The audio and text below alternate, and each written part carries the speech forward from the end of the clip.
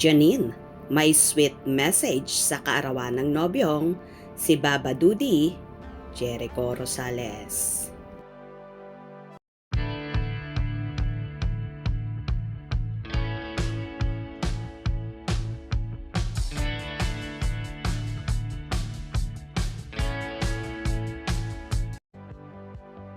Simpleng mensahe pero nakakakilig ang naging pagbati ni Janine Gutierrez sa kaarawan ng kanyang nobyong si Jericho Rosales, kung saan kasalukuyang nasa labas ng bansa at nagse-celebrate ng birthday ang aktor.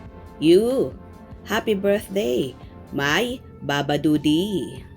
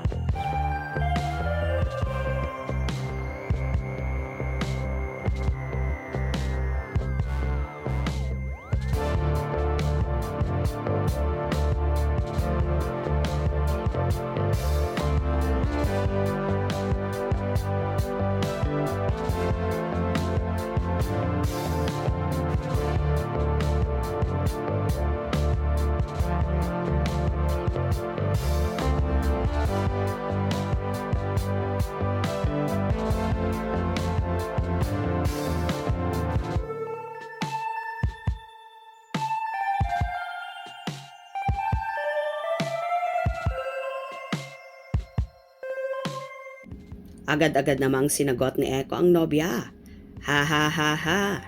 Mambo, Jumbo, Asante sana, Baba Dudi. Ayon naman kay Cherry Pie Pikachi, happy birthday Eko, God's blessings always. Happy birthday JJJ, ang pagbati naman ng kapatid ni Janine na si Jessica Gutierrez. Tanging 3 hearts emojis naman ang komento ng manager ni Eko na si Pink Benz. Happy birthday Sir at Jericho Rosales Official.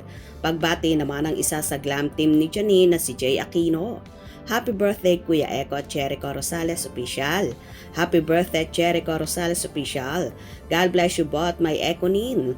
Bless you both, my Ekonin. Enjoy.